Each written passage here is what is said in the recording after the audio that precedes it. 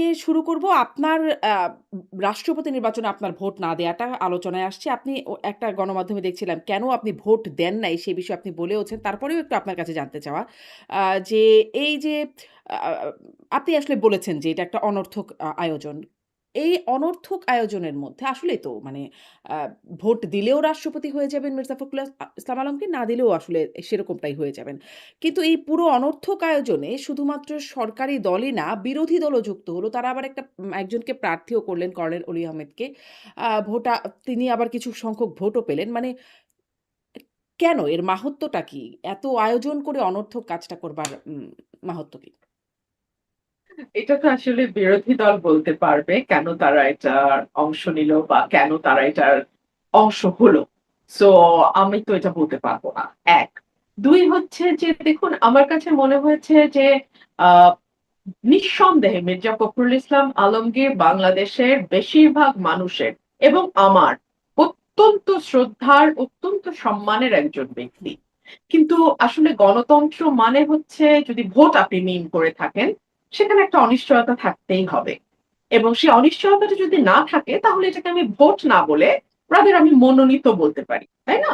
এবং ভোটের আগেই আমরা জানি যে কে কতটা ভোট পাবে, এটাও আমরা জানি যে উনি কতটা পাবেন এবং উনি কতটা পাবেন।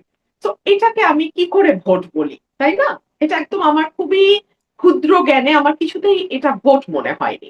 দুই হচ্ছে যে ৭০ অনুচ্ছেদ যেটা বিএনপি বার বার বার বার যেই প্রসঙ্গটা তুলেছে নির্বাচনের আগে ৩১ দফা যখন দিয়েছে তখন এবং তারও আগে যখন ভিশন 2030 তারা ডিক্লেয়ার করেছিল ব্যাক ইন 2016, তখন থেকে তারা ৭০ অনুচ্ছেদ সংশোধন করা হবে।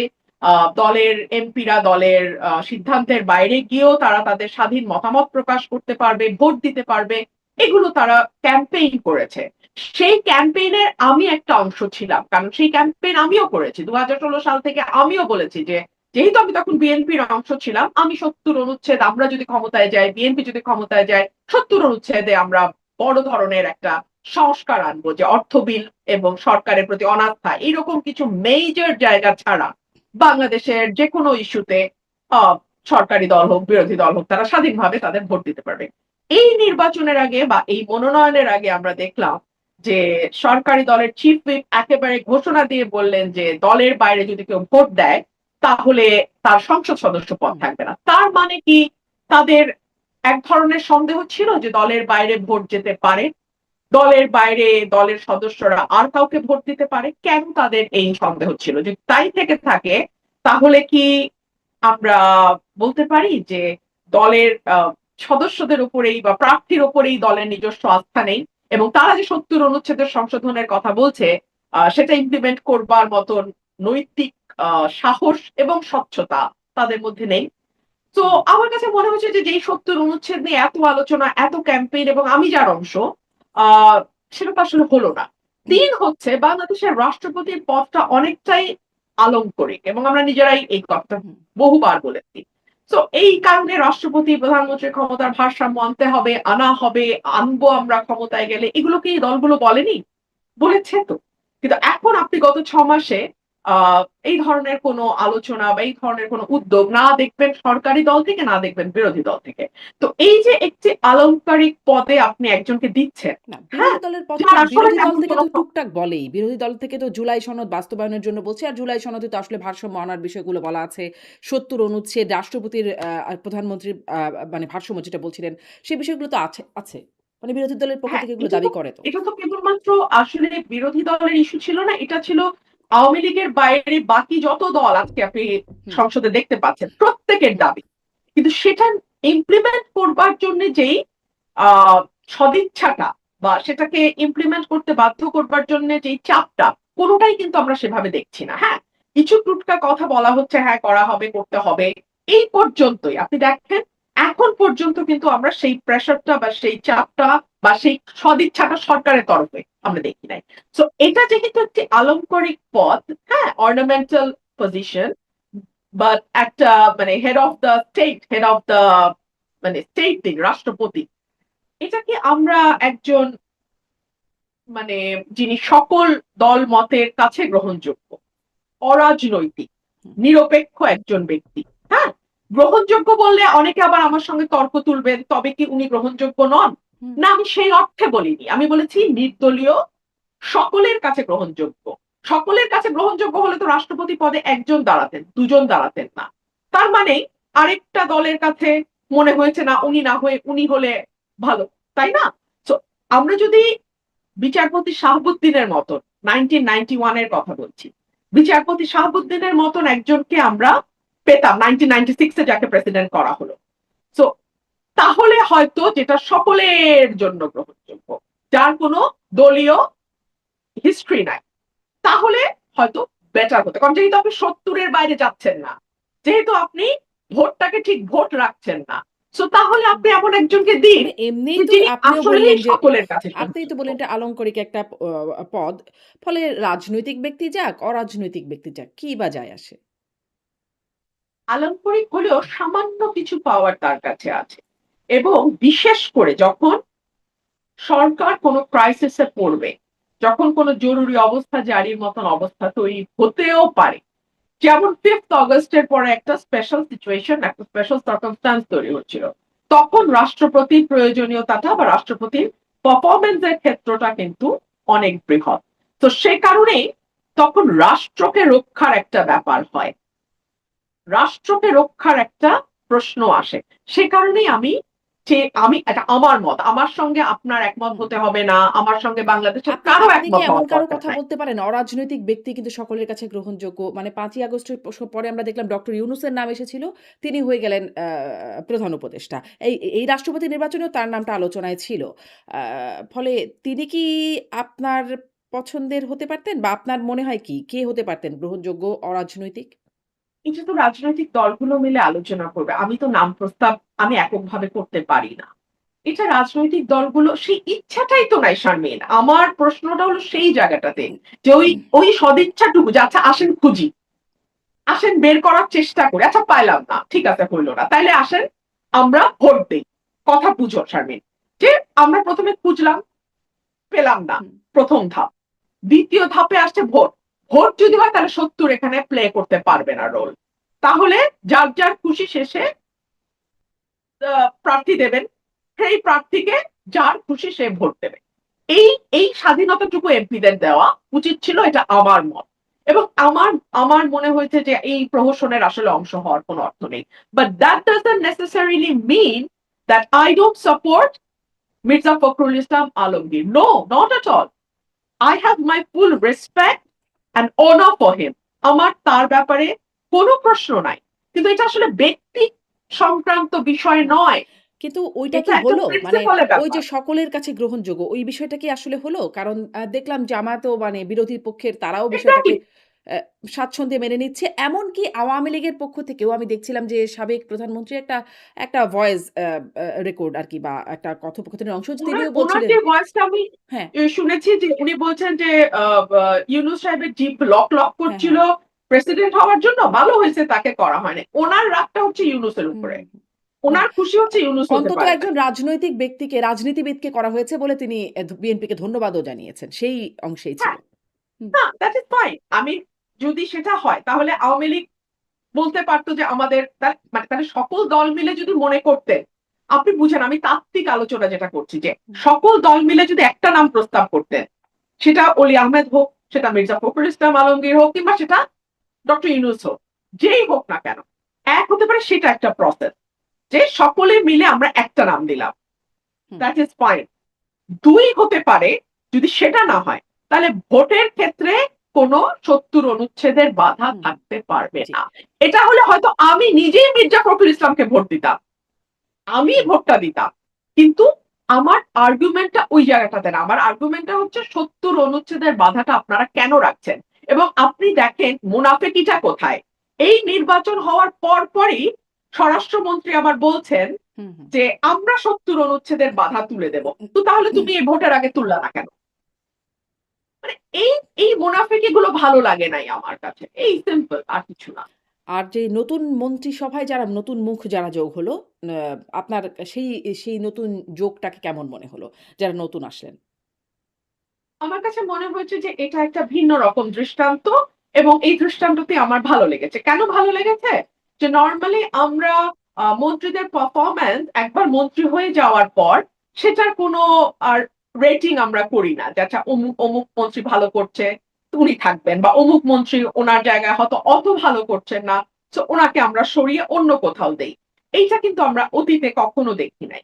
But for the first time এটা অন্তত একটা মানে শুরু হলো। এখন মন্ত্রীরা আরেকটু সচেতন থাকবেন বলে আমার ধারণা, যে যদি না, পারফরম্যান্স মানে গত খুব ভালো সরকার না মানে আমি হয় আওয়ামী তাহলে লীগ ওকে সরকারের সরিয়ে সময় দেওয়া বলছি। যাবে। সেখানেও তো মন্ত্রিসভায় রদবদলের ঘটনা ঘটেছে। হ্যাঁ, কিন্তু এটা একেবারে ১৮০ দিনের মধ্যে, যেটা হুম, প্রাইম মিনিস্টার একটা বলেছিলেন যে আমি ১৮০ দিন পারফরম্যান্স দেখব, হুম। তারপর আমি কাউকে ইনক্লুড করব, কাউকে এক্সক্লুড করব। So he kept his promise. ওই জায়গাটাতে আমার ভালো লেগেছে যে ঠিক আছে ১৮০ দিন। এর মধ্যে প্রশ্ন আসতে পারে বিদ্যুৎ মন্ত্রী ইজ আ টোটাল ফেইলিয়ার। ওনাকে কেন কিছু করা হলো না? এর মধ্যে প্রশ্ন আসতে পারে বিদ্যুৎ মন্ত্রী আগেও বিদ্যুৎ মন্ত্রী ছিলেন এবং উনি সরকারকে ডুবিয়েছেন। কিন্তু ওনার অবস্থার কিন্তু কোনো পরিবর্তন হয়নি। এটা ডেফিনিটলি যিনি সরকার প্রধান আছেন উনি নিশ্চয়ই এই বিষয়গুলো বিবেচনায় নেবেন বা নিচ্ছেন। আর ইন্টারেস্টিং যেটা হয়েছে যে এখন আমাদের ডাবল মন্ত্রী হয়েছে। যেমন হুম, তথ্যমন্ত্রী ২ জন। আজকেই আমি জাগো নিউজে দেখছিলাম আপনার এখানে হুম, বসার আগে, যে এখন পর্যন্ত যিনি ভূতপূর্ব তথ্য মানে যিনি আগে তথ্যমন্ত্রী ছিলেন, হুম। উনি কিন্তু এখনো জহিরুদ্দিন স্বপন। হুম, তথ্যমন্ত্রী আছেন। সো এই মুহূর্তে যে মুহূর্তে আমি আপনি কথা বলছি আমাদের এখন তথ্যমন্ত্রী ২ জন, পররাষ্ট্র প্রতিমন্ত্রী ২ জন। সো এটাও কিন্তু ইতিহাসে নজিরবিহীন। বিরল ঘটনা। মানে একই সঙ্গে একই মন্ত্রণালয়ে ২ জন মন্ত্রী ২ জন প্রতিমন্ত্রী। সো আমি জানি না এটা আসলে সরকারের নিশ্চয়ই কোনো প্ল্যান আছে। তো এটা তো এখনো 24 আওয়ার্স পার দেখা হয় নাই। যাচ্ছে যে লেটস সি কিছু হোয়াটস দ্যার গণমাধ্যমে প্ল্যান। দেখছি যে মানে আগের মানে তথ্যমন্ত্রী যিনি জহিরুদ্দিন স্বপন তাকে প্রধানমন্ত্রীর মন্ত্রী পদমর্যাদায় প্রধানমন্ত্রীর উপদেষ্টা করা হবে। এরকমটা দেখছি। আর আন্দালিব রহমান পার্থ থাকবেন হচ্ছে তথ্যমন্ত্রী। এরকম খবর আসছে। আমিও সেটা দেখেছি। হ্যাঁ। আমি দেখেছি বাট এখন পর্যন্ত মানে আমি ঠিক এইজন্যই বললাম যখন আপনি আর আমি কথা হুম, হুম, বলছি, এই মুহূর্তে আমাদের ২ জন করে মন্ত্রী আছেন। হুম। তো এটা কি মানে আপনি ভেতরে থেকে দেখেছেন জোটের মধ্যে জোট নেতাদেরকেও দেখেছেন। জহিরুদ্দিন স্বপনের চাইতে কি আন্দালিব রহমান পার্থ তার যোগ্যতর তথ্যমন্ত্রী হিসেবে বা তিনি কি একটু কম যোগ্য? আ যিনি আগে ছিলেন বা আ এখনো আছেন? যিনি ছিলেন উনি মাত্র ৬ মাস কাজ করেছেন। আমার পক্ষে ইভ্যালুয়েশন দেয়াটা মুশকিল। আর পার্থ ভাই he is now for the first time. এখনো উনি কাজ শুরুই করেননি। সো এই কম্পারিজন তো আসেই না। আর দুজনকেই ব্যক্তিগতভাবে আমি চিনি। দুজনেই চমৎকার মানুষ। দুজনেই আ অত্যন্ত আমি কি বলবো? অত্যন্ত চমৎকারভাবে কথা বলেন। মিডিয়ার সঙ্গে দুজনেরই খুব ভালো একটা বোঝাপড়া আছে, যতদূর আমি জানি। হুম। সো আমার কাছে মনে হয়েছে দেখা যাক কি হয়। আচ্ছা, মাত্র ১৮০ দিন বলছেন। এই ১৮০ দিনে আপনি আসলে আপনি তো খুব আপনার সাথে মিডিয়ার সম্পর্ক খুব ভালো। আমরা যখন গণমাধ্যমে মেইনস্ট্রিম মিডিয়াগুলোতে কাজ করতাম তখনও দেখেছি বা অন্যান্য যারা আছে তাদের সাথেও আপনার সম্পর্ক খুব ভালো। আপনি মানে আপনি আসলে পার্থক্য কতটুকু দেখলেন এই ১৮০ দিনে গণমাধ্যমে কি পরিবর্তন হলো? আ আপনি গণমাধ্যমের ভূমিকার কথা বলছেন? সার্বিকভাবেই বলছি গণমাধ্যমের ভূমিকার কথা, গণমাধ্যমের ভেতরের চিত্রের কথা। কারণ আপনি যখন ভেতরে যান ভেতরের অনেক কিছুই আপনার চোখে পড়ে বা অনেকেই আপনার সাথে খুব ক্লোজলি মেশেন। ফলে এই প্রশ্নটা করছি যে গণমাধ্যমের ভেতরে গণমাধ্যমের ভূমিকা কি পরিবর্তন হলো?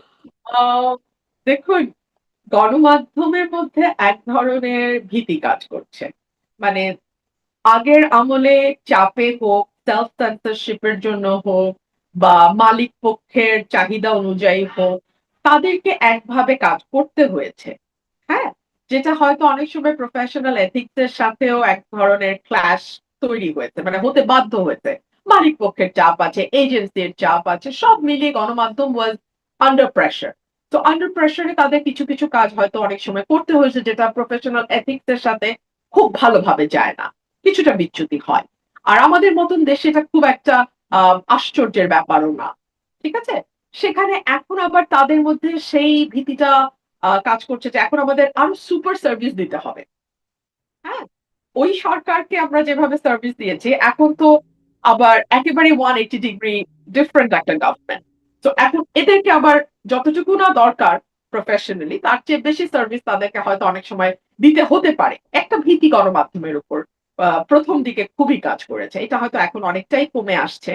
আরেকটা হচ্ছে যে সর্বোচ্চ তো এক ধরনের ইমব্যালেন্স তৈরি হয়েছে। হ্যাঁ? সর্বোচ্চ এক ধরনের ইমব্যালেন্স তৈরি হয়েছে। সেটা কিরকম? সেটা হচ্ছে যে এটা আওয়ামী লীগের আমল থেকেই আমরা দেখে এসছি যে আমরা সরকার প্রধানকে বাদ দিয়ে আর সকলের হুম, সমালোচনা করব। হুম, হ্যাঁ? সেই ধারাবাহিকতাটা আমি এখনো আমি গণমাধ্যমের মধ্যে লক্ষ্য করি যে there is one savior and he is the angel or she is the angel and rest are the devils and those devils are uh, so মানে কি বলবো so notorious যে তারাই প্রধানমন্ত্রীকে অলওয়েজ ভুল বুঝায়, হুম, অলওয়েজ ভুল পথে নেয়। হ্যাঁ, প্রধানমন্ত্রী কিন্তু ফেরেশতা। হুম, হুম, এইটা আমি আওয়ামী লীগের সময় দেখেছি and I'm now seeing the continuation of that old story. But মজাটা কি জানেন শারমিন? যখন শেখ হাসিনার পতন হলো, তখন কিন্তু কেউ আর কোনো মন্ত্রীকে গালি দিল না। হুম, হুম, সকল দোষ গিয়ে শেখ হাসিনার ঘাড়ের উপর উঠল। হ্যাঁ, এত বছর উনি ফেরেশতা। এখন one and only দুষ্ট person became Sheikh Hasina after 5th হুম, হুম, অগস্ট। তাই না? হুম, তো আমি খালি এই সরকারকে ওটুকুই মাথায় রাখতে বলবো। হ্যাঁ? যে আপনারা কোনো তেলবাজিতে না গা ভাসায় দিয়েন না। কারণ এটা যখন ব্যাকফায়ার করে তখন ওই সরকার প্রধানের উপরেই পুরা গুলিটা চলে যায়। তখন কিন্তু আর আপনার আ পারিষদ, চাটুকার, আ এখন যাদেরকে শুভানুধ্যায়ী দেখবেন তাদেরকে কিন্তু কেউ বকবে না। তখন স্ট্রেইট অ্যাওয়ে যারা আজকে ১০০ টাকার খাবার নিয়ে উচ্ছ্বাস করছেন, যারা আজকে ২০০ টাকার শার্টকে সেলিব্রেট করছেন, যারা আজকে সাধারণ জীবনযাপনকে একেবারে বড়ভাবে উদযাপন করছেন, তারা সেকেন্ডে কিন্তু গুলিটা আপনার দিকে তাক করবে। সো আমি এটুকুই বলবো যে 5th অগাস্ট থেকে শিখেন, হুম, তাই না? হুম। আপনি মানে ফেরেশতা আর ডেভিলের মধ্যে ১ রাতের ডিফারেন্স। হুম, এক রাতের মধ্যে। যেটা আমি ইয়েকে দেখেছিলাম শেখ রেহানা তাদের যেই অটোবায়োগ্রাফি হুম, ২ মানে শেখ হাসিনা এবং শেখ রেহানা যে করেছিলেন একটা হুম, হুম। সিনেমা হ্যাঁ, ইয়ে আপনি নামটা যদি বলেন আমি ভুলে গেছি নামটা ডটার্স মনে টেল পড়ছে না। এরকম একটা মুভি ডটার হয়েছিল। স্টেল অ্যাবসোলিউটলি। হুম, ডটার স্টেলে বলেছিলেন যে ১৫ই অগাস্টের আগের রাত মানে ১৪ই অগাস্টে উনারা যখন দেশের বাইরে ক্যান্ডেল লাইট ডিনার করছেন এবং ১৫ই অগাস্ট যখন বঙ্গবন্ধু সপরিবারে নিহত হন, পরের দিন যে ওই বাড়িতেই তাদেরকে কি ব্যবহারের মুখোমুখি হতে হয়েছে, এটা উনি নিজের মুখে বলেছেন। সো মানে ক্ষমতায় যারা থাকেন তাদের কিন্তু দিন আর রাত আকাশ হুম। পাতাল হয়ে যেতে পারে। আমি জাস্ট এটুকুই বলতে চাই। আপনি আ যখন বিএনপিতে ছিলেন তখনও বিএনপি সম্পর্কে আপনার কাছে অনেক প্রশ্ন করতাম। আপনি বিএনপিকে নানানভাবে ডিফেন্ড করতেন বিভিন্ন ক্ষেত্রে। এখন আপনি বেশ কড়া অ্যাবসোলিউটলি। সমালোচনাও করেন। এখন বেশ কড়া সমালোচনাও করেন। মানে আ একটা সমালোচনা আপনাকে নিয়ে হয় বা আলোচনাও বলতে পারেন যে আপনি তো বিএনপি এই রুমিন ফারহানাকে বিএনপি তৈরি করেছে। বিএনপি এনেছে এই রুমিন ফারহানাকে। সেখানে এখন আপনি বিএনপির সমালোচনা করেন। মানে বিএনপি আপনাকে রুমিন ফারহানা বানিয়েছে এই প্রসঙ্গে আপনি কি বলবেন? আর বিএনপি রুমিন ফারহানা এখন যখন স্বার্থ পেল না, তখন বিএনপি সমালোচনা শুরু করল। আ আচ্ছা। ২ টো প্রশ্ন ২ ধাপে আসি। আমাকে একটু সময় হুম, দেন শারমিন, আমি একটু নিশ্চয়ই। elaborate করি। কারণ এই কথাটা খুব শুনতে হয় তো আমাকে। আচ্ছা, যখন স্বার্থ পেল না, আ স্বার্থটা আমি পেলাম না হচ্ছে আমাদের নভেম্বরের শেষে বা ডিসেম্বরে আমাদের বোধহয় মনোনয়ন ঘোষণা হলো, হুম, তাই না? হুম, হ্যাঁ, ফেব্রুয়ারিতে ইলেকশন। ওই নভেম্বর ডিসেম্বরের হুম, মধ্যে। কিন্তু আমি কিন্তু বিএনপির চাঁদাবাজির সমালোচনা শুরু করলাম ২০২৫ এর শুরু থেকে। আর ২০২৫ এর শেষে গিয়ে নমিনেশন দেয়া হলো হুম। বা না দেয়া হলো। তো তাহলে আমি সমালোচনা বা বিএনপির ভুলগুলো কেন আগে থেকে বলা শুরু করলাম? আমি কি জানতাম না যে এটার একটা ছাপ আমার নমিনেশনে আসবে? হুম। আমি কি জানতাম না যে এই কারণে দলের সঙ্গে আমার দূরত্ব তৈরি হবে? তো কি আমি চাঁদাবাজির কি বুঝতে সমালোচনাই পার কি আপনার জন্য কাল হয়েছিল? বড় একটা ভূমিকা তো রেখেছে বটে। আচ্ছা। যে ও শি ইস নট দ্যাট অনুগত যে যেই অনুগত হলে আসলে আ তাকে হুম, ট্রাস্ট করে কাছে এনে কাজ করা যায়। হুম, সো দলের ভিতর থেকে যখন আমাকে শো কজ করা হলো সেটাও খুব গোপনে করা হুম, হলো।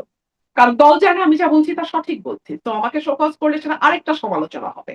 সেই শো কজটা খুব গোপনে করা হলো। সেটার জবাবও আমি দিলাম। ৭২ ঘন্টার মধ্যে আমি চাঁদাবাজির বিরাট তালিকা দিলাম।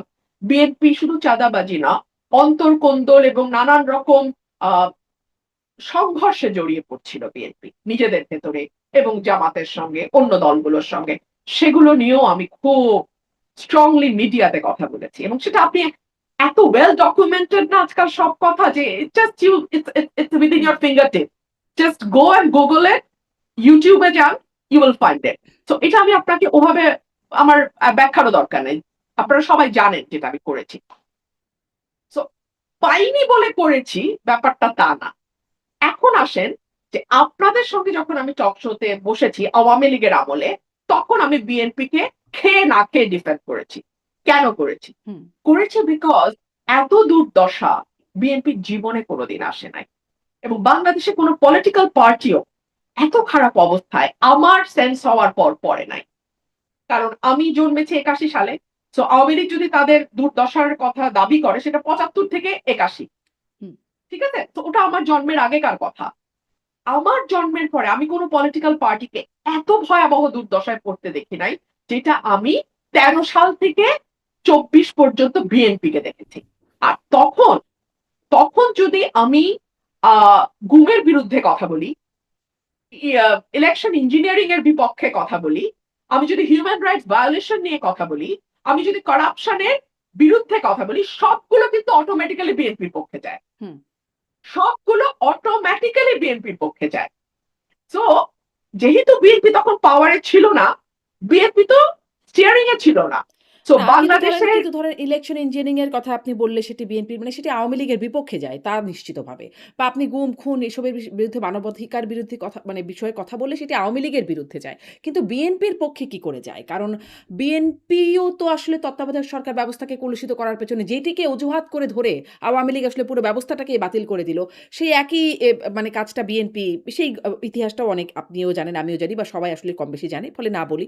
আ আ মানে হত্যা, বিচার বহির্ভূত হত্যাকাণ্ড ইউ সেটিও আর বিএনপির। অ্যাবসলিউটলি রাইট হ্যাঁ, তো শারমিন, হ্যাঁ, ইউ আর অ্যাবসলিউটলি রাইট, কিন্তু টক শোতে আপনি যদি এখন 15 বছর আগের বিএনপি কি ভুল করেছিল বা অন্যায় করেছিল সেটার উপর গুরুত্ব দিয়ে কথা বলবেন, নাকি 18 সালে বসে আপনি 18 নির্বাচন নিয়ে কথা বলবেন, নিশ্চয়ই আর। বা 14তে বসে আপনি 14 নির্বাচন নিয়ে কথা বলবেন? তো ওটগুলো যখন আমি বলেছি, তখন অটোমেটিক্যালি সেটা গভর্নমেন্টের এগেইনস্টে বলতেই হুম। হবে। ইলেকশন ইঞ্জিনিয়ারিং নিয়ে কথা বলতে হলে গভর্নমেন্টের এগেইনস্টে বলতেই হবে। যেমন এখন আপনি যদি গ্যাস সংকট, বিদ্যুৎ সংকটের কথা বলেন, আপনি কি বলবেন আওয়ামী লীগ দায়ী আজকের এই গ্যাস বলছে সংকটের তো জন্য? বিএনপি তো বলতে বলছে। পারে, সরকার তো বলছে এটি আসলে শেখ হাসিনার সরকার পলিসির বলছে, জন্য। এটা বলা যায়, কিন্তু আপনি বলেন মানুষ কি এটা খাচ্ছে, মানুষ কি এটা মানছে, বা আমরা কি এটা বলতে পারি? সরকার বলছে বটে, কিন্তু সাথে সাথে কিন্তু জবাব আসছে। তাহলে আপনারা কি করেছিলেন? আপনারা তো গত 17 বছর জানতেন যে সরকার সেভাবে কূপ খনন করছে না, হুম, সরকার নিজস্ব জ্বালানি মানে আহ নির্ভরশীলতা তৈরির জন্য যা যা করা দরকার নিজের দেশের জ্বালানির উপর নির্ভরশীল করছে না, সৌর বিদ্যুতের উপর নির্ভরশীলতা বাড়ানোর জন্য কাজ করছে না। তো তাহলে আপনারা সেকেন্ড হিসেবে যে আপনারা তো আসবেন, আপনারা তো জানেন যে আপনারা ক্ষমতায়, এরপরে একদিন একদিন আপনারা, আপনাদের প্ল্যান কি ছিল? এই প্রশ্নটা তো আসে। তো আজকে কিন্তু সমালোচনা সরকারের হচ্ছে, আপনি ব্যবসায়ীদের কথা শুনেন, আপনি সিএনজি ড্রাইভারের কথা শুনেন, হুম। আপনি সাধারণ মানুষের কথা শুনেন, আপনি পলিটিক্যাল যারা মানে হয়তো সচেতন কিন্তু কোনো সরাসরি দল করে না, হুম। আপনি তাদের কথা শুনেন, আপনি দেখবেন প্রত্যেকে সরকারকে দায়ী করছে। স্টিয়ারিং এ যে থাকে দায়টা কিন্তু তাকে কিন্তু এই নিতে হয়। ৬ মাসে কি আচ্ছা এখন এটা একটু অবশ্য ওই প্রসঙ্গটা শেষ না হতেই এটা চলে আসলো। কিন্তু সরকার কি ৬ মাসে এমন কিছু করতে পারত যার কারণে এই দুর্ভোগটা এড়ানো যেত? একটা এলএনজি টার্মিনাল ঠিক করতে যখন আপনার 1 মাস সময় লাগবে, তখন তো ওটা অটোমেটিক্যালি আপনার অক্ষমতা, অদক্ষতাকে ইন্ডিকেট করে শারমিন। আপনার আছেই সাকুল্যে ২টা। আরেকটা হাসিনা করতে চেয়েছিল, ইউনূস সরকার এসে ওটা বন্ধ করেছে। হুম, তো আছেই সাকুল্যে ২টা। তার মধ্যে একটা বন্ধ হলে আপনি জানেন না আপনার কি হুম, দশাটা হবে? সেটা ঠিক করতে আপনার ১ মাস লাগবে। যদি লাগে তাহলে আপনি অদক্ষ সরকার Sharmin. Simple as hmm, that. আচ্ছা এখন জরুরি প্রশ্ন, যেটা আপনার ১ম প্রশ্ন। আমাকে দল রুমিন ফারহানা করেছে।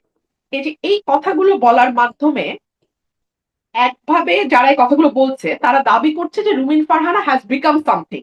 আমি কিন্তু নিজেকে সামথিং মনে করি না। আমি খুবই তুচ্ছ নগণ্য বাংলাদেশের একজন নাগরিক, যিনি রাজনৈতিকভাবে সচেতন, পেশায় আইনজীবী এবং রাজনীতি কর্মী।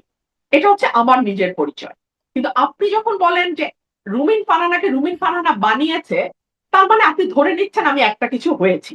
হুম। আচ্ছা আসেন এখন ধাপে ধাপে। রুমিন ফারহানা নামটা আমার পারিবারিক ভাবে দেয়া।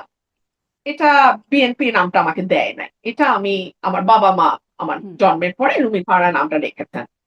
আমার আইনজীবী আমার বাবা-মা খরচ করে, কষ্ট করে, পয়সা খরচ করে আমাকে উনারা পড়িয়েছেন।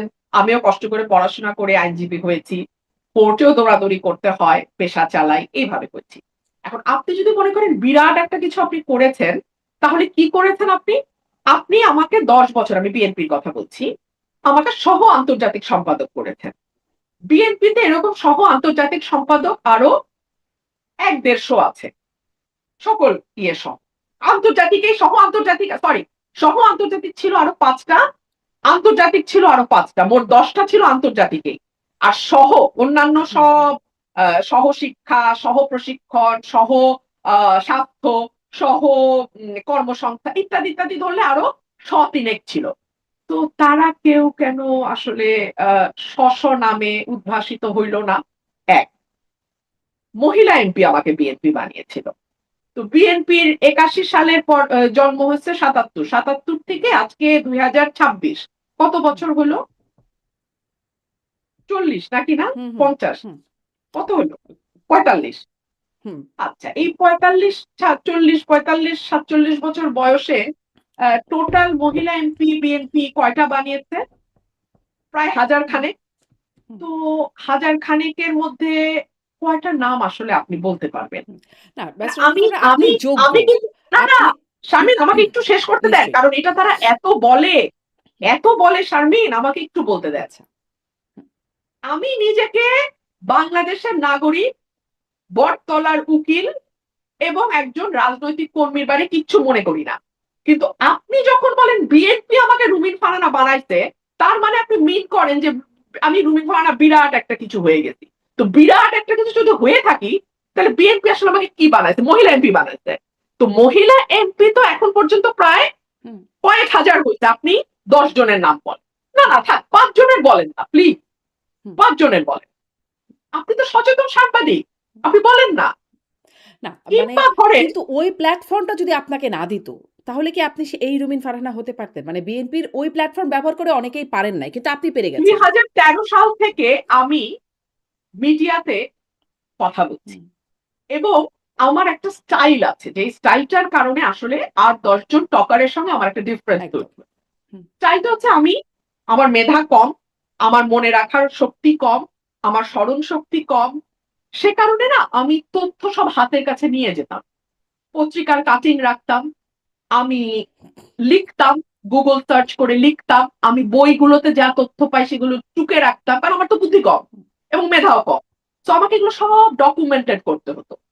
সে কারণে আমি মেধাবী টকারদের সঙ্গে আমার ডিফারেন্স হয়ে গেল কি আমি তথ্য দেখে, দেখে সংখ্যা দেখে, দেখে আমি পরিসংখ্যান দিয়ে যুক্তি দিয়ে কথা বলি। যুক্তিটা শিখেছি কারণ আমি আইনজীবী। সো এই কারণে একটা ডিফারেন্স তৈরি হয়েছে। ডিফারেন্স তৈরি হওয়ার ফলে ২০১৮ সালে যখন বিএনপি আরো ৬ জন এমপি তো গেছে। আচ্ছা আমি তো একজন মহিলা এমপি বাদ দেন না।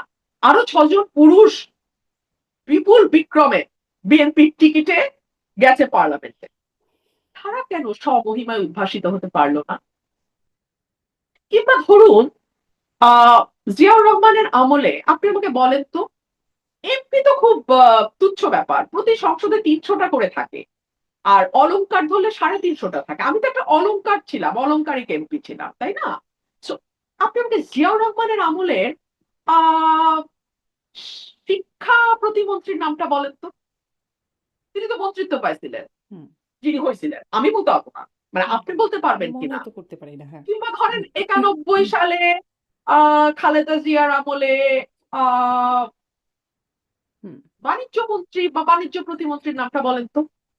উনারা তো মন্ত্রিত্ব পাইছেন বিএনপির কাছ থেকে। বলতে পারবেন? হুম। না মনে করতে পারছি ভাইরে না। হ্যাঁ। পারবেন না ভাই। পদ দিলেই যদি তৈরি করা যাইত ভাই, হুম, তাহলে এতদিনে কয়েক কোটি তৈরি হইত। আচ্ছা। পদ তৈরি করে না। যে যাকে, যাকে নিজেই তৈরি করে। আমি কিন্তু বটতলার উকিল। হুম, আপনারাই বলতেছেন রুমিন ফারহানাকে বানাইছে। তো বানানো মানে নিশ্চয়ই রুমিন ফারহানা বিরাট একটা কিছু হইছে আপনাদের হুম, মত অনুযায়ী। তো সেই কারণেই বললাম, জিয়াউর রহমানের সময় স্বাস্থ্যমন্ত্রীটা কে ছিল? শিক্ষামন্ত্রীটা কে ছিল? হুম, সংস্কৃতি মন্ত্রী কে ছিল? খেলার মন্ত্রী কে ছিল? মন্ত্রীদের নামটা বলেন না। এমপি তো ভাই ৩০০ টা করে থাকে। আর আমার মতো ২ টাকার অলংকার ধরলে তো ৩৫০ টা করে থাকে। ওগুলি বাদই দেন। তো কথা বলার আগে একটু ভাইবেন যে আপনাদের পরদাদার আমলের এমপি কে ছিল, এমপি টেপি না, মন্ত্রী কে ছিল। তারপর ধরেন আপনাদের ৯১ সালের হুম, সংস্কৃতি মন্ত্রীকে, শিক্ষা মন্ত্রীকে, তারপরে কি স্বাস্থ্যমন্ত্রীকে, এগুলো একটু মনে করেন। স্বরাষ্ট্র কে ছিল ৯১-তে, একটু মনে করেন। মন্ত্রী যদি কাউকে অত কিছু বানাইতে না পারে তাহলে একটা আলংকারিক এমপি কিভাবে দল বড় বানায় আপনি একটু বলেন শারমিন। আমার তো একই হুম। বোকা বুদ্ধি, তার উপরে স্মরণ শক্তি কম, আমি তো এগুলো বুঝি না। জি, স্পষ্ট আপনার ব্যাখ্যা। আপনি যেহেতু মানে সরকারের অনেক কিছু ক্ষেত্রে প্রশংসাও করেন এবং বলছিলাম কড়া সমালোচনা করেন। আপনি আসলে এই ১৮০ দিনের মূল্যায়নটাও বিভিন্ন জায়গায় করেছেন। আমাকেও একটু বলেন যে কিভাবে আপনি সরকারের ১৮০ দিন গেল মূল্যায়ন করছেন। I have a plan সেই প্ল্যানের বাস্তবায়ন আসলে মাননীয় প্রধানমন্ত্রীর প্ল্যানের যে বাস্তবায়ন সেটি আসলে কতটুকু দেখছেন? এই ১৮০ দিনে ৩ টা অগ্রাধিকার ছিল। ৩ টা অগ্রাধিকার যেটি মন্ত্রিসভার ১ম বৈঠক। নির্বাচনের পরে ফেব্রুয়ারিতে যেটি হয়েছিল। আইনশৃঙ্খলা, দ্রব্যমূল্য এবং জ্বালানি সরবরাহ স্বাভাবিক রাখা। সেটি সহ বাকি যা দেখছেন। আপনি ৩টা অগ্রাধিকার যে ৩টা বললেন, এটা নিয়ে কি সত্যি আমার মন্তব্যের প্রয়োজন আছে? আপনার সত্যি মনে হয় যে আমি এটা নিয়ে মন্তব্যের কোনো প্রয়োজন আছে? ১। ২ হচ্ছে আমার কাছে মনে হয়েছে এটা প্রধানমন্ত্রীর ইমেজ পুনরুদ্ধারের কর্মসূচি হয়েছে ৬ মাসে। কারণ প্রধানমন্ত্রী নিজেও জানেন যে বাংলাদেশে আ একটা সিরিয়াস ইমেজ ক্রাইসিস এই প্রধানমন্ত্রীর ছিল। সুতরাং ৳১০০ লাঞ্চ এটাকে বারবার হাইলাইট করা হয়েছে। আ একটা সবজি এবং ডাল দিয়ে দুপুরের খানা। আমার তো মনে হয় প্রধানমন্ত্রীর ব্রেইন ফাংশন অনেক গুরুত্বপূর্ণ। সো আমার মনে হয় উনার পুষ্টিকর খাবার খাওয়া দরকার এবং প্রতিদিন ৩ বেলা ৳৩,০০০ লাঞ্চ, ডিনার, ব্রেকফাস্ট হলে বরং জাতি উপকৃত হবে। কারণ তাহলে তার ব্রেইনটা আরো দ্রুত কাজ করবে। উনার ব্রেইন যদি আমার মতো কাজ করে, তাহলে বিপদ না?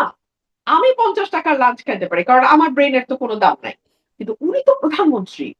উনার লাগে ৫,০০০, ৫,০০০, ৫,০০০, ৳১৫,০০০ খাক। তবুও ব্রেইনটা বেটার কাজ করবে।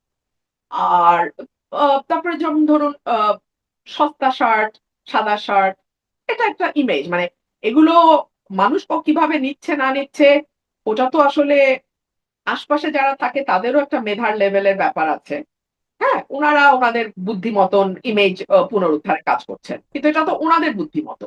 সো এটা আসলে আ সত্যিকার অর্থেই যারা আ মানে ডিসিশন মানে আমি কি বলব যারা uh um you know the the decision maker, the society that makes the decision, the society that creates the narrative, and the society that actually decides hmm. what's going to happen and what's not, তাদের কাছে এটা কতটুকু গ্রহণযোগ্য আমি ঠিক জানি মানে না। কিন্তু এই বাট পলিসিটা এই যে ৩ টা ক্ষেত্র আপনি বললেন, এই হ্যাঁ। ৩ টা ক্ষেত্র নিয়ে আসলে কোন কথা বলার কিছু নাই। এটা ৬ মাস গেছে প্রধানমন্ত্রীর ইমেজ উদ্ধার প্রকল্প হ্যাঁ, হিসেবে। তো প্রধানমন্ত্রীর ইমেজ আসলে এই বিষয়গুলো বেশ আলোচনা হয়েছে, গণমাধ্যমেও আলোচনা হয়েছে আপনি যে বিষয়গুলোর কথা বলছিলেন। কিন্তু মানে এই পরিবর্তনটা বা এই ইমেজটা পোর্ট্রে করবার প্রয়োজনীয়তা কেন হলো? কারণ বেগম খালেদা জিয়া মাননীয় প্রধানমন্ত্রীর মা, তিনিও সফল প্রধানমন্ত্রী। তাকে যেভাবে দেখা যেত, তাকেও খুব সফিস্টিকেটেড এবং তাকে খুব পশ হিসেবেই তাকে মানে দেখা যেত নারী হিসেবে একজন। একটু ভিন্নধর্মী তার পোশাক-আশাক, চলাফেরার মধ্যে একটা ভিন্নতাও ছিল। বটে। তো তার sophisticated মানে আচরণ, বেশভূষা সেটা কি তার জন্য কোন রকম আ অ অনুকরণীয় না হয়ে তার বিপরীতটা যেটা সেরকম কি কিছু ছিল? কেন আসলে বর্তমান প্রধানমন্ত্রী বা তার পুত্রকে সেখান থেকে সরে খুব simplicity দেখাতে হচ্ছে যে সাদা শার্ট পরছেন? এটা আসলে উনি এবং উনার আশপাশের মানুষ বলতে পারবে। এটা তো আমার পক্ষে বলাটা ডিফিকাল্ট। এটা তো আমি ঠিক বলতে পারব না। তবে আ ম্যাডামের যেটা হুম, আমি মানে আমাদের এক্সপেরিয়েন্স যেটা ছিল সেটা হচ্ছে যে ম্যাডাম ওয়াজ ভেরি জেনুইন। হ্যাঁ? উনাকে আসলে উনি কখনো আরোপিত মানুষ ছিলেন না। আ উনি যখন রাজনীতিতে আসেন 80s এ তারপর থেকে উনার যে একটা নিজস্ব স্টাইল গড়ে উঠেছে সেটা নিয়ে বিরোধী পক্ষ অনেক সময় অনেক রকম কথা বলেছে। But she never paid any hmm, attention to that. Hmm, hmm. So she was very genuine and she was very confident. তো উনার টা আমি এইটুকুই বলতে পারি। বাট এখন যিনি প্রধানমন্ত্রী আছেন, উনি হি ইস ভেরি হাম্বল যেটা আমি শুনি। He is very humble, he is very polite in personal conversation. আর বাকিটা ইমেজ বিল্ডিং এর যেটা, সেটা ওনার আশেপাশে যারা আছেন ওনারা ভালো বলতে পারবেন। এটা আমার পক্ষে এটা কি বলা মুশকিল। আপনার পক্ষে এটা দেখবার সুযোগ হয় নাই যে এটি আসলে মানে তিনি কি আসলেই খুব সিম্পল একজন মানুষ কিনা? কারণ তিনি আসলে বিনয়ী এটা এটা আমি আসলেই শারমিন, আমি একদম বলতে পারবো না। আমি হুম, জানি না, কারণ আমার কোনো অভিজ্ঞতা নেই ওনার সাথে কাজ করার। আচ্ছা। কোনো অভিজ্ঞতা নেই কাজ করার। আপনি আম মানে আপনি সরকার খুব ইন্টারেস্টিং। আমি আপনাকে বলি শারমিন, যেদিন বেগম খালেদা জিয়া মারা গেলেন সেদিনই তো ওনার চেয়ারপারসন হিসেবে উনি হুম, কিন্তু মারা গেছেন as a chairperson of BNP. উনি কিন্তু মৃত্যুর দিন পর্যন্ত she was A hmm. Chairperson. উনি মারা গেছেন ভোর সকালে 6টায় 7টায়। অন দ্যাট ভেরি ডে বিকাল 4টায় আমি বহিষ্কৃত। তো আমার তো ১ মিনিটও কাজ করার অভিজ্ঞতা নাই এই নতুন প্রধানমন্ত্রীর সঙ্গে। ১ মিনিটও না। মানে এটা কেমন করে হলো? মানে যেদিনই মারা গেলেন সেদিনই বহিষ্কৃত হয়ে গেলেন? মানে সেদিন তো এটা আপনি দল সেদিন তো আসলে সেদিন তো আসলে মানে অন্যরকম একটা অবস্থা দলে থাকবার কথা। যে চেয়ারপারসন মারা গেছেন, বেগম খালেদা জিয়া এত মারা গেছেন। আশ্চর্য যে দলের ওই অবস্থা ছিল না। এটা খুবই আমি বলব যে দেখুন, আ দুষ্টামিরও কিন্তু একটু মানে বুদ্ধিদীপ্ত ভাবে দুষ্টামি করতে হয়। হুম, হ্যাঁ, আপনি দুষ্ট, কিন্তু দুষ্টের মধ্যে যদি বুদ্ধিবৃত্তিক আ বিরাট দৈন্যতা থাকে তাহলে কিন্তু সেই দুষ্টামিটা খুব প্রকট হয়ে সামনে আসে। তো ২ দিন পরে বহিষ্কার করলে আসলে এমন কিছু হইতো না। দ্যাটস ভেরি ফানি আরকি। হুম, হুম। আমি এটুকুই বলব। আচ্ছা। আ মানে দলের আসলে যে অবস্থা থাকবার কথা সেই অবস্থা ছিল না। দলের মধ্যে কি আসলে অপেক্ষা করা হচ্ছিল এরকম যে কখন এই পরিবর্তনটা হবে? সেটা দল বলতে পারবে। আমি অন্তত অপেক্ষা মানে ওই মানে আমি জানি না। আচ্ছা। I was not a part of the game. So G. I have no idea. হ্যাঁ, আপনার মানে অনেকগুলো কথাই বেশ আলোচনা। আপনি যেহেতু গণমাধ্যমে খুব সরব, আপনি কথা বলেন এবং সেগুলো খুব আলোচনায় আসে। আ একটা যেটি এখন আসছে যে শেখ হাসিনা ফিরবেন। ডিসেম্বরে ফিরবেন, সদল বলে ফিরবেন। আ আপনিও এই বিষয়ে কথা বলেছেন। আসলে কি ফেরাটা বাস্তবতা সম্পন্ন? মানে যে পরিস্থিতি দেখছেন দেশে, তাতে কি শেখ হাসিনার ফেরার প্রক্রিয়া কি হতে পারে বলে আপনি মনে করেন? আপনি একজন আইনজীবীও বটে। আসলে এখানে একটা প্রক্রিয়াগত ব্যাপারটা কেমন সেটি একটা বিষয় এবং তিনি যদি সত্যিই ফেরেন, সেটি কি দেশের জন্য ভালো হবে? আ দেখুন, আমি আপনাকে বলি, আমি কিন্তু এই প্রশ্নের উত্তর অনেকবার দিয়েছি এবং প্রতিবারই আমি বলেছি যে আমার সাধারণ জ্ঞান বা কমন সেন্স যেটা, সেটা বলে যে উনি ফিরবেন। কেন ফিরবেন? উনি যদি না ফেরেন তাহলে এই দলটি আ ছিন্নভিন্ন হয়ে যাবে। হুম, অলরেডি দলের নেতাকর্মীরা ভীষণ রকম হুম, মানে দুর্দশার মধ্যে আছে। আমি তৃণমূলের কথা বলছি। নেতাকর্মী বলতে কিন্তু মন্ত্রী, এমপিদের কথা বলছি না। তৃণমূল একদম মানে খুবই দুর্দশার মধ্যে আছে ১। ২ হলো, আল্লাহ না করুক উনার বয়স হচ্ছে। হুম, উনি যদি দেশের বাইরে মারা যান, পৃথিবীর অন্য কোনো দেশে মারা যান, বাংলাদেশের বাইরে, তাহলে that will be the end of the story. এবং ইতিহাসে শেষ হিসেবে লেখা থাকবে যে উনি একজন পলাতক হুম। প্রধানমন্ত্রী, স্বৈরাচার প্রধানমন্ত্রী হিসেবে উনার মৃত্যু হয়েছে। এই বাস্তবতাটা উনি মানবেন কিনা? এই চয়েসটা উনাকে নিতে হবে। স্পষ্ট। তার জন্য, আপনি তার দলের জন্য তার ফেরাটা জরুরি। কিন্তু ফেরাটা বাস্তবতা একদম সম্পন্ন কিনা? এখন রাজনীতিতে না আপনাকে কেউ জায়গা করে দেবে না। রাজনীতিতে সুসময় আসবে তবে আমি ফিরবো। আ এটা বোধহয় কাজ করে না। সুসময়টা বা রাস্তাটা আপনাকেই তৈরি করতে হবে। এটাই হচ্ছে বাস্তব। হুম, হ্যাঁ? তো আমার মনে হয় যে সেই জায়গা থেকে আমার যতদূর মনে হয় যে এটা আমি আপনি যতটা না বুঝবো, তার চেয়ে যিনি দলের প্রধান শেখ হাসিনা এবং যার রাজনৈতিক অভিজ্ঞতা আপনার আমার চেয়ে কয়েক গুণ বেশি, রাষ্ট্র পরিচালনার অভিজ্ঞতা, বিরোধী দলে থাকার অভিজ্ঞতা, সরকারি দলও না, বিরোধী দলও না, মাঠের বিরোধী দল হিসেবে অভিজ্ঞতা, সবকিছুই আমাদের চেয়ে অনেক বেশি। সো এই ক্যালকুলেশন যেটা আপনার আমার আছে তার চেয়ে বেটার ক্যালকুলেশন নিশ্চয়ই তার কাছেও আছে। এবং আরেকটা যেটা ব্যাপার যে এই দেশটার পেছনে উনার ফ্যামিলির যে একটা বিরাট ত্যাগ, 15th অগাস্টের কথা আমি বলছি। এবং বাংলাদেশের অভ্যুদয়ের পেছনে তাদের দলের এবং তার পরিবারে তার পিতার যে অবদান, সেগুলোকে যদি ধরে রাখতে হয় তাহলেও কিন্তু উনাকে ফিরতে হবে। আর ফেরাটা শেখ হাসিনার জন্য যতটা প্রয়োজন, মানে এই সকল কিছু বিবেচনায় উনার মন্ত্রী, এমপি তাদের জন্য কিন্তু এটা অত প্রয়োজন না। মন্ত্রী আসবে, মন্ত্রী যাবে। কিন্তু শেখ হাসিনার জন্য তার পরিবারের সম্মান, তার দলের অস্তিত্ব, তার নিজের ত্যাগ, তার নিজের সংগ্রাম, তার নিজের দলে থাকা, মানে দলে থাকা মানে সরকারে থাকা, বিরোধী দলে থাকা, সকল কিছু তার 46 ইয়ার্স এর যে হিস্ট্রি তার নিজের, সকল কিছুর বিবেচনায় কোনো কেউ যদি নাও আসে, হুম। শেখ হাসিনার সম্ভবত আমার যেটা হিসাব যে উনি হয়তো আসবেন। আচ্ছা। কিন্তু আসার কোনো প্রক্রিয়া মানে সেটি আমি আমার অনুষ্ঠানে আওয়ামী লীগের অনেক নেতারাও কথা বলেন। আমি তাদেরকে জিজ্ঞাসা করেছি। তারাও আসলে বলতে পারেন না যে কিভাবে। জিজ্ঞাসা করলে কখনো, কখনো বলেন টাইম উইল সে। আ কোনো প্রক্রিয়া আসলে বোঝা যাচ্ছে না। না না, এটা না বোঝার কি আছে তাও আমি বুঝতে পারছি না। বাংলাদেশ সরকার তো ব্যাকুল, তারা ভারতেও যাবে না যদি না শেখ হাসিনাকে বাংলাদেশে আনা হয়। তার মানে ভারত, মানে তার মানে পথ চেয়ে আছে, বাংলাদেশ সরকার রীতিমতো পথ চেয়ে আছে যে কবে শেখ হাসিনা আসবেন। তো আর শেখ হাসিনাও বলছেন যে তিনি বাংলাদেশে ফিরবার জন্য ব্যাকুল হয়ে আছেন। তো দুই তরফই তো ব্যাকুল, তাহলে অসুবিধা কি? আরেকটা খুব কিন্তু উদ্ভট এই যে কথা, ডাক্তার বিএনপি জাহিদ অবশ্য বলেছেন, তিনি ডাক্তার জাহিদ মাননীয় প্রধানমন্ত্রী উপদেষ্টা তিনি বলেছেন যে তারা চায় ধরে নিয়ে আসতে, বেঁধে নিয়ে আসতে। কিন্তু শেখ হাসিনা এখন বলছে তিনি নিজেই ফিরতে চান, আত্মসমর্পণ করতে চান। মানে হয়তো এটি তাদের পছন্দ হচ্ছে না যে তিনি আত্মসমর্পণ করতে আসবেন। তারা ধরে বেঁধে নিয়ে আসতে চায়। এবং এখন এজন্যই হয়তো ভারতকে বারবার অনুরোধ করছে কিনা সেটারও বিশ্লেষণ আপনি হয়তো বলবেন। যে তাকে ফিরিয়ে দেবার জন্য যেই বারবার অনুরোধটা করছে, আহ্বানটা জানাচ্ছে। আ মানে এটি কি একটা বিশ্লেষণ কিনা?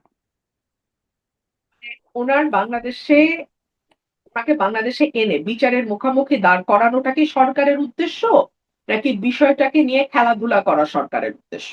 যদি খেলাধুলা হয় তাহলে না উনি আসলে কিন্তু হবে না, ভারতকে নিয়ে আসতে হবে, বেঁধে নিয়ে আসতে হবে, প্লেনে দাঁড় করিয়ে নিয়ে আসতে হবে, ফার্স্ট ক্লাসে আনলে হবে না, ইকোনমি ক্লাসে আনতে হবে, ইকোনমি ক্লাসে আনলে হবে না, প্লেনের লেজে বসিয়ে আনতে হবে, মানে ইত্যাদি ইত্যাদি নাটক করাই যায়। মানে এখন আপনার উদ্দেশ্য নাটক করা হলে তো আমি সারা দিন নাটক করবেন। যেমন হুম, ধরেন আহ আমি একটা টক শোতে বলেছিলাম যে 5 জন ভালো সংস্কৃতি কর্মীর নাম বলেন যারা বিএনপি করে, 5 জন ভালো গায়কের নাম বলেন, রবীন্দ্রসঙ্গীত শিল্পীর নাম বলেন যারা বিএনপি করে, 5 জন ভালো নজরুল সঙ্গীত গায়ে বিএনপি করে নাম বলেন, 5 জন ভালো নৃত্য শিল্পীর নাম বলেন, 5 জন ভালো অভিনেতার নাম বলেন, 5 জন ভালো কবির নাম বলেন, 5 জন ভালো লেখকের নাম বলেন, 5 জন ভালো সাংবাদিকের নাম বলেন। অর্থাৎ বুদ্ধিবৃত্তিক কাজের সঙ্গে এবং মননশীল সৃজনশীল কাজের সঙ্গে যুক্ত বা 5 জন আর্টিস্টের নাম বলেন ফার্স্টে।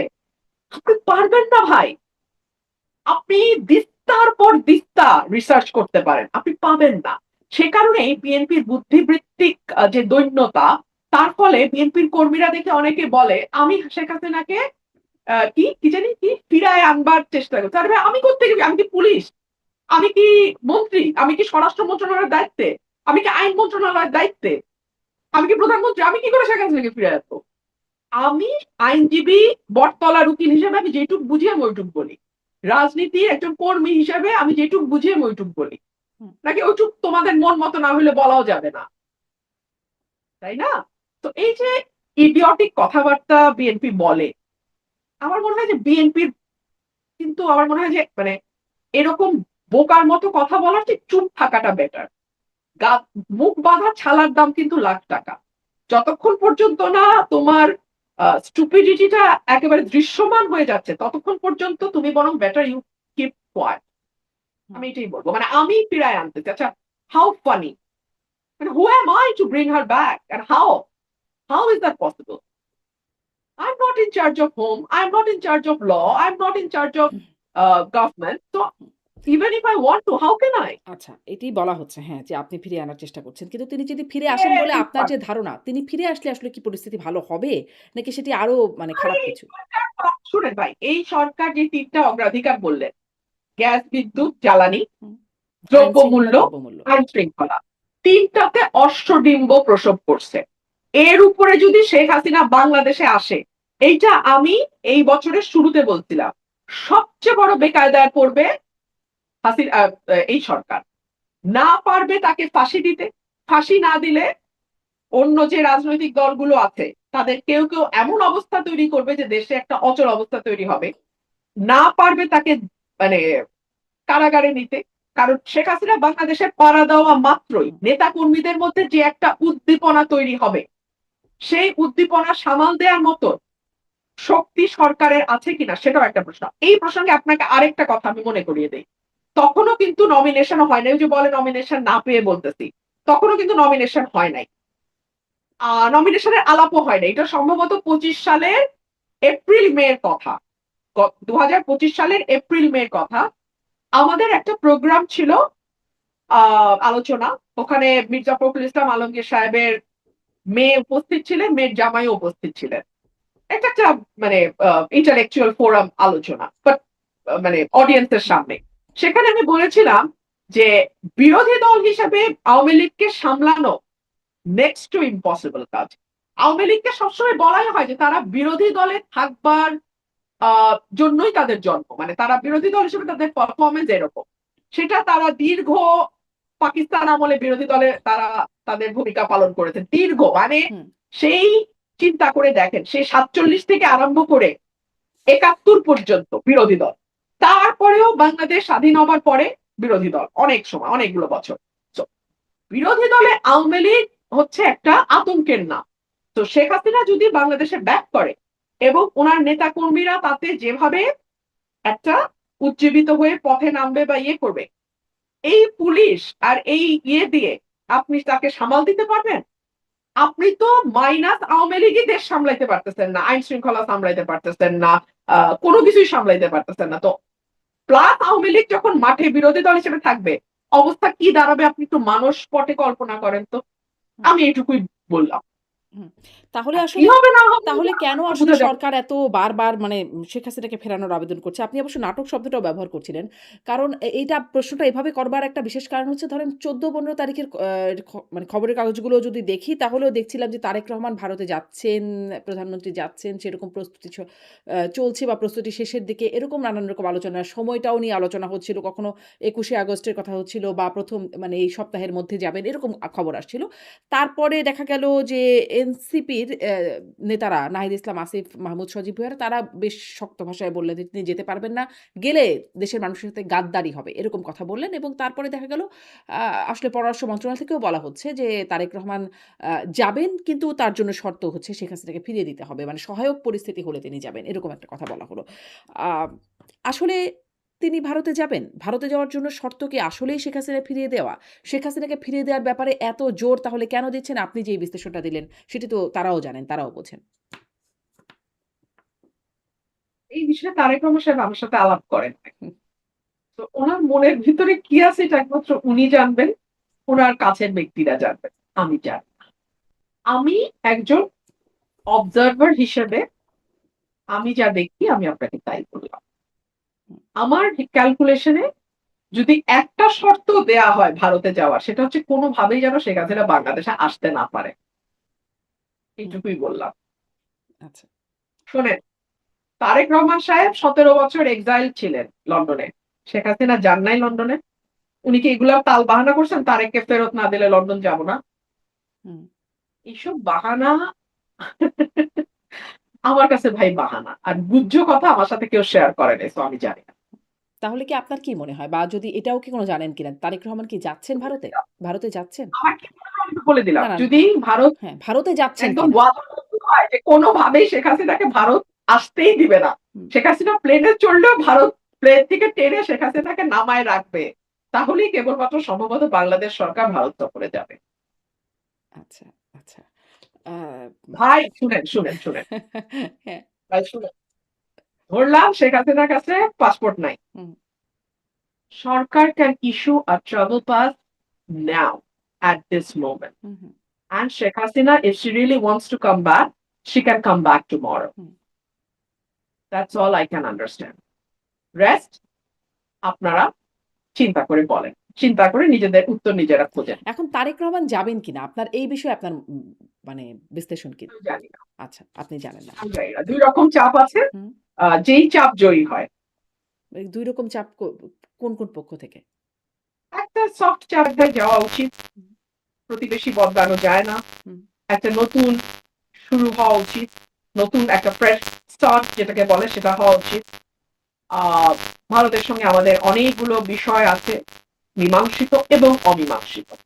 গঙ্গা পানি চুক্তি শেষ হচ্ছে হুম, এই ডিসেম্বরে। বছর। হুম, কি হবে? ৫৪ টা অভিন্ন পানি আছে। নদীর পানি আছে। হুম, কি হবে? এইটার শর্ট করলে ওইটার শর্ট করলে তাড়াতাড়ি ভারত থেকে আনতে হয়, কি হবে?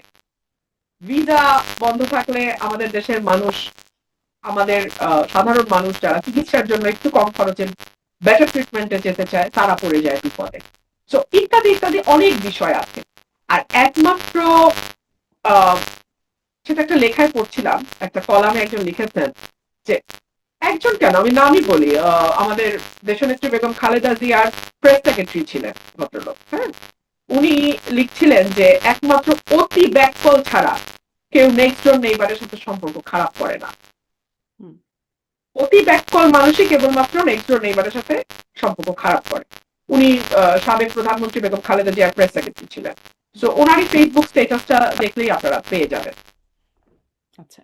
তো এখন এইটা একটা চাপ আছে, হ্যাঁ, কিন্তু আরেকটা চাপ আছে যে আপনি জানেন বাংলাদেশে এখন আহ রাইট রাইট স্পোর্টস এর একটা উত্থান, খুব শক্ত উত্থান।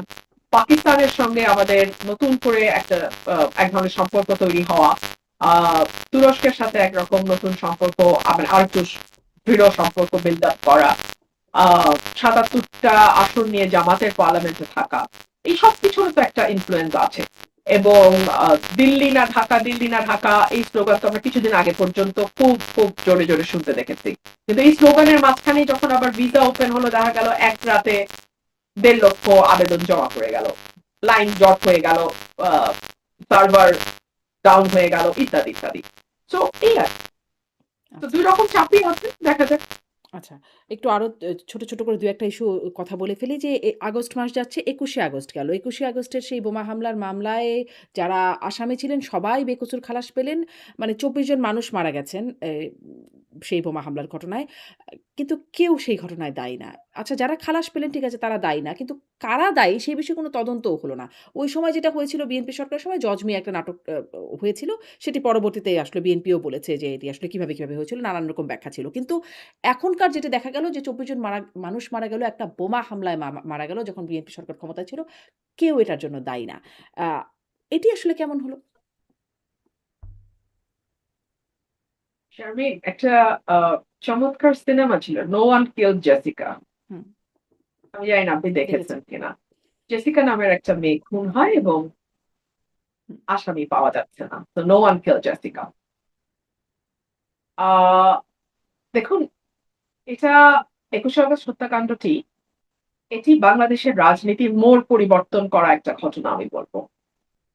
২১শে আগস্ট ২১শে আগস্ট যদি বাংলাদেশে না ঘটতো, আমি জানি না বাংলাদেশের রাজনীতি, যেটা আহ ৯১-তে শুরু হয়েছিল, একটা মোটা দাগের গণতন্ত্রের রাজনীতি, যে ৫ বছর এই দল ভোটে থাকবে, তারপরে বিরোধী দলে যাবে, আবার ভোটে আসবে, আবার যাবে, এই ধারাটা চালু থাকতো কিনা এই প্রশ্ন থাকে। বিকজ ২১শে আগস্ট আওয়ামী লীগের মধ্যে এমন একটা ভীতি তৈরি করেছিল বলে আমার ধারণা, আবারও বলছে আমার ধারণা, হুম, যে বিরোধী দলে গেলে তো নির্বংশ হবার সম্ভাবনা তৈরি হয় এই দেশে।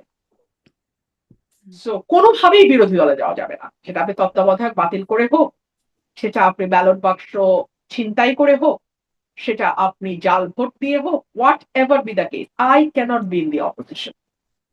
কারণ অপোজিশনে গেলে নির্বংশ হয়ে যেতে হবে। সো ২১শে আগস্ট, এটা এটা আসলে না, এই মুহূর্তে যখন আমি বলবো একদল আমাকে মাথায় তুলে নাচবে, আরেক দল আমাকে কুৎসিত ভাষায় গালাগালি করবে, দুটার কোনোটারই কিন্তু লজিক নাই। কিন্তু আমি আমার ধারণাটা বলছি। এক সময় না এক সময়, মানে যখন আজ থেকে ১০০ বছর পরে যখন এই সময়ে নিয়ে লেখা হবে, যাদের কোনো হুম, স্বার্থ থাকবে না এই সময়টাকে বিশ্লেষণ করতে, যারা কোনো কোনো দিকে টান থেকে লিখবেন না, হুম, কেবলমাত্র ইতিহাসের খাতিরে ইতিহাসকে দেখবেন, তারা হয়তো ২১শে আগস্টের যে ইম্প্যাক্ট, যেটা বাংলাদেশের রাজনীতিতে যে ভীষণ বড় একটা ইম্প্যাক্ট ২১শে আগস্ট অগোচরে রেখে গেছে, সেটার উপরে লিখবেন। বাংলাদেশের গণতন্ত্র, বাংলাদেশের আইনের শাসন, বাংলাদেশের বিচার ব্যবস্থা, বাংলাদেশের সকল কিছুকে দলীয়করণ, বাংলাদেশে গুম বিচার বহির্ভূত হত্যাকে রাষ্ট্রীয়ভাবে মদত দেওয়া, এই সকল কিছুর পেছনে এই ২১শে August back of the mind, maybe that word, একটা একটা একটা সময় হয়তো এই বিষয়গুলো নিয়ে অনুসন্ধান হবে, গবেষণা হবে এবং লেখা হবে। তো তার আগ পর্যন্ত আমি আপনাকে এইটুকুই বলি, কোনো অন্যায়, nothing goes unpunished and unchallenged. ২১ August আজকে আপনি হাত ধুয়ে ফেলছেন। No one kill Jessica, no one no one contributed on 21st August incident. Fine, খুব ভালো। বাট কে জানে এটা সামনে আর ৫ বছর আর ৭ বছর পরে আরো ভয়ংকর ২১ অগস্ট হবার পথ তৈরি করে দিচ্ছে কিনা। হুম। আমি শুধু মানে এটুকুই বলবো, কোনো অন্যায়কে আপনি মাটি চাপা দিয়ে রাখলে সেখান থেকে এর চেয়েও ভয়াবহ অন্যায়ের জন্ম হয়। তখন এটা যেমন এই এটা এটা ল ঘটনার অফ নেচার। জি, তখন যেমন এই ঘটনায় জঙ্গি সংশ্লিষ্টতার কথা বলা হচ্ছিল। মানে অনেকদিন আওয়ামী লীগ সরকারের সময় হলি আর্টিজান একটা বিশাল বড় ঘটনা। তারপরে বেশ নানান রকম কোথাও নাটক, কোথাও ছ ছ জঙ্গি তৎপরতা দমন, নানান রকম কিছু করে জঙ্গি তৎপরতা একরকম দমনের মধ্যে থাকলো। তারপরে এখন আবার খুব দেখা যাচ্ছে খুব বোমা আতঙ্ক ইদানিং এবং জাতিসংঘও বলছে বাংলাদেশে আল কায়দার তৎপরতার কথায় উদ্বেগ জানাচ্ছে জাতিসংঘ নিরাপত্তা পরিষদ। আ মানে আওয়ামী লীগ সরকার একটা বিষয় সেল করত যে তারা না থাকলে দেশে জঙ্গিবাদ মাথাচাড়া দিয়ে উঠবে বা আন্তর্জাতিক বিশ্বেও এই বিষয়টা সেল করত। মানে তাদের কথাটা কি আসলে বাস্তবতায় প্রমাণ হচ্ছে নাকি আসলে এখানে কোনো ষড়যন্ত্র? এখন বাস্তবতা বা ষড়যন্ত্র যেটাই হোক, এটা শেষ করবার দায়িত্ব তো সরকারের। সরকারের কাছে সমস্ত টুলস অ্যান্ড অ্যাপারেটাস আছে। এটা তো আমার আপনার হাতে নাই, বিরোধী দলের হাতেও নাই। আপনি পুলিশ বলেন, প্রশাসন বলেন, আর্মি বলেন, বিজিবি বলেন, গোয়েন্দা সংস্থা বলেন, সবই তো সরকারের হাতে। এখন সরকার যদি এটাকে শক্ত হাতে ষড়যন্ত্র বা বাস্তব যেটাই হোক দমন করতে না পারে, তাহলে কি প্রমাণ হবে জানেন? প্রমাণ হবে বিএনপি মানেই খাম্বা, বিএনপি মানেই লোডশেডিং, বিএনপি মানেই গ্যাসের অভাব, বিএনপি মানেই চাঁদাবাজি, বিএনপি মানেই আইন শৃঙ্খলা পরিস্থিতির অবনতি, বিএনপি মানেই হচ্ছে জঙ্গিবাদ। সো এটা যদি বিএনপি নিজের ভালো পাগলেরা কি মানে নিজের ভালোটা কি পাগলও বোঝে। তো বিএনপি যদি না বোঝে এবং আমরা যারা বলছি আমাদেরকে যদি শত্রু জ্ঞান করে গালাগালি করে এবং বারবার বলে তোমাকে রুমিন ফারানা বানাইছে বিএনপি, কি বিপদ, কি বিপদ। মানে নিজের ভালো তো পাগলও বোঝে। আমি শুধু এইটুকুই বলবো, বিএনপি যদি এই জায়গাগুলোতে স্টিয়ারিং এ বসে নিজেদের এই কালিমা মোচন করতে না পারে, যেটা ১ থেকে ৬ যেই কালিমা ছিল সেটা যে রিপিটেশন আমরা আবার এই ২০২৬ পর থেকে দেখতে পাচ্ছি, তাহলে কিন্তু ১০০ টাকার লাঞ্চ, ২০০ টাকার শার্ট, ৩০০ টাকার মানে গাড়ি বহর, সরকারি গাড়ির তেল নেব না, এগুলো কিন্তু আপনাকে ১০% বেতন সরকারি খাজানায় জমা দেওয়া আর খাল খনন এটা কিন্তু আপনাকে রক্ষা করতে পারবে না। মানুষ কিন্তু অনেক স্মার্ট হয়ে গেছে। আপনি আপনার টিম সহ ২০০১ এ পড়ে থাকতে পারেন, বাট এটা কিন্তু ২০২৬। তখন কিন্তু মানুষের হাতে সেলফোন ছিল না। তখন কিন্তু যে কেউ রাস্তায় দাঁড়ায় একটা দোকানি কিংবা একটা নিম্ন মধ্যবিত্ত মানুষ যে বাজারে গেছে কিংবা হুম। একজন সিএনজি ড্রাইভারের মতামতটা ঠাস ঠাস করে এরকম নিয়ে নিয়ে ফেসবুকে ছাড়তে পারতো না ২০০১ সালে। এখন কিন্তু পারে। তো আপনাকে বুঝতে হবে সময় পাল্টে গেছে। আরো একটু এই কথাটাও জিজ্ঞাসা করি যে সম্প্রতি দেখলাম মানে বিষয়টা নিউজ ফিডে বেশ আসছে সামাজিক যোগাযোগ মাধ্যমে। বিশেষ করে যে আ সাবেক শিক্ষামন্ত্রী, পররাষ্ট্রমন্ত্রী দীপুমণি তার স্বামী মারা গেছেন। তিনিও একজন ব্যারিস্টার, আইনজীবী। আ তিনি মারা গেছেন, তাকে প্যারোলে মুক্তি দেওয়া হয়েছে। মুক্তি মানে সেখান থেকে তিনি আবার জেলখানায় গিয়ে ঢুকেছেন। দীপুমণি না শুধু আরো মানে আওয়ামী লীগের যারা মন্ত্রী ছিলেন বা নেতারা ছিলেন তাদের আসলে সবারই কম বেশি এই অবস্থার মধ্যে দিয়ে যাচ্ছে। যখন বিএনপি যখন বিরোধী দলে ছিল, আওয়ামী লীগ যখন ক্ষমতায় ছিল, বিএনপি নেতাকর্মীরাও এরকম নানান রকম তারা এরকম আ মা মিথ্যা মামলা, ভুয়া মামলা, হয়রানিমূলক মামলার শিকার হয়েছে এবং হয়রানিও হয়েছে। অবিচার হয়েছে। তো এখন কি সুবিচার হচ্ছে? আমি তো বলি old wine in new bottle, nothing has change. কিচ্ছু হুম। বদলায় নাই, কিচ্ছু বদলায় নাই। সেই ভিকটিম এজাহারে বদলেছে, আহ, হ্যাঁ, ভিকটিম বদলেছে।